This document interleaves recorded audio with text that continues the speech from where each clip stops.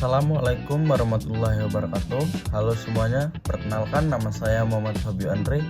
Pada kesempatan kali ini saya akan membahas salah satu algoritma kriptografi yang sangat berpengaruh dalam sejarah keamanan informasi, yaitu Data Encryption Standard atau DES. Di era digital ini, hampir seluruh aktivitas kita bergantung pada sistem komputer dan internet. Data seperti password, nomor kredit, dan data pribadi hingga informasi rahasia perusahaan harus dijaga keamanannya. Jika tidak, data tersebut tidak dilindungi dengan baik, maka bisa terjadi pencurian data, pemalsuan informasi, atau penyalahgunaan sistem. Disinilah enkripsi berperan penting. Enkripsi mengubah data asli menjadi bentuk yang tidak dapat bisa dibaca oleh pihak yang tidak berwenang. Salah satu algoritma enkripsi yang pernah menjadi standar global adalah DES yang kita bahas dalam video ini. DES adalah program enkripsi simetris, artinya proses enkripsi dan dekripsi menggunakan kunci yang sama. Algoritma ini bekerja dengan menenkripsi data dalam bentuk blok berukuran 64 bit. DES dikembangkan oleh IBM pada awal tahun 1970-an dan kemudian diadopsi secara resmi oleh NIST atau National Institute of Standards and Technology pada tahun 1997 sebagai standar enkripsi internasional Amerika Serikat. Pada masa itu, DES dianggap sangat aman dan banyak digunakan dalam sistem perbankan, keamanan data pemerintah, sistem komunikasi militer, perangkat ATM, dan transaksi elektronik. DES menjadi dasar perkembangnya banyak algoritma kriptografi modern yang kita gunakan saat ini. Konsep dasarnya DES. Sebelum memahami cara kerja, kita perlu memahami konsep dasar. Yang pertama ada plain text, data asli yang belum terenkripsi, misalnya teks atau file. Kalau ciphertext, data hasil enkripsi yang sudah tidak bisa dapat dibaca secara langsung. Yang ketiga ada kunci atau key, informasi rahasia yang digunakan untuk mengacak dan membuka data. Yang keempat, enkripsi dan dekripsi. Enkripsi adalah proses mengubah enkripsi menjadi ciphertext. Dekripsi adalah proses mengembalikan ciphertext ke plain text.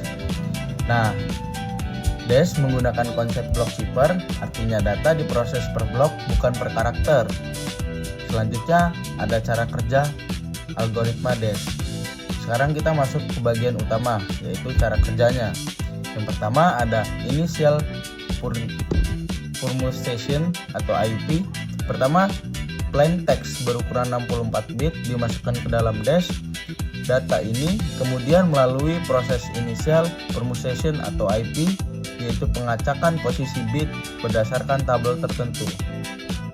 Tujuan dari tahap ini adalah menyebarkan bit data agar tidak mudah ditebak. Terus ada pembagian data. Setelah itu data dibagi menjadi dua. Yang pertama L atau left 32 bit, yang kedua right atau R 32 bit. Struktur ini disebut Feistel Network yang menjadi inti dari DES. 16 ronde enkripsi. DES melakukan 16 ronde enkripsi dan setiap ronde terdiri dari beberapa langkah. Yang pertama ada expansion.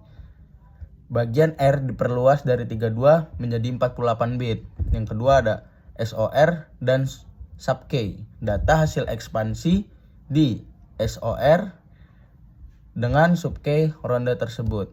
Yang ketiga, substation atau SBOX. Data diproses menggunakan SBOX memperkuat keamanan. Yang keempat, permutation PBOX.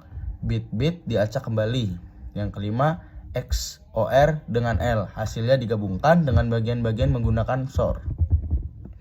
Setelah 16 ronde, bagian L dan R digabung kembali dan final permutation menghasilkan ciphertext. Proses dekripsi menggunakan langkah yang sama, hanya urutan sub-key dibalik. Terus di sini ada struktur kunci DES. DES menggunakan struktur kunci yaitu 64 bit, tetapi hanya 56 bit yang digunakan dan 8 bit sisanya digunakan untuk parity check. Terus ada keamanan dan tantangan menggunakan Dash. Masalah utamanya yaitu panjang kunci hanya 56 bit, rentan terhadap brute force attack, tidak tahan terhadap serangan komputasi modern. Pada tahun 98, sebuah mesin khusus berhasil memecahkan Dash hanya dalam waktu kurang dari 1 hari. Oleh karena itu, Dash secara resmi tidak lagi direkomendasikan untuk keamanan data modern. Pengembangan dari Dash yaitu bisa dikembangkan ke beberapa solusi. Yang pertama ada triple Dash, menggunakan Dash sebanyak 3 kali, IS atau mengganti resmi Dash. Terus kelebihan Dash itu sendiri ada struktur algoritma yang sederhana, mudah dipahami, cepat untuk perangkat lama. Kekurangannya adalah keamanan yang rendah, kuncinya pendek, tidak cocok untuk sistem modern. Kesimpulan dari semua yang saya jelaskan ini adalah data encryption standar atau Dash adalah algoritma enkripsi simetris yang sangat penting dalam sejarah keamanan informasi. Dash bekerja dengan blok data 64 bit, 16 ronde enkripsi, kunci 56 bit, struktur Vestel Network. Meskipun sudah tidak aman digunakan untuk saat ini, Dash tetap relevan untuk memahami dasar-dasar kriptografi modern. Sebagai penutup, saya akhiri. Wassalamualaikum warahmatullahi wabarakatuh.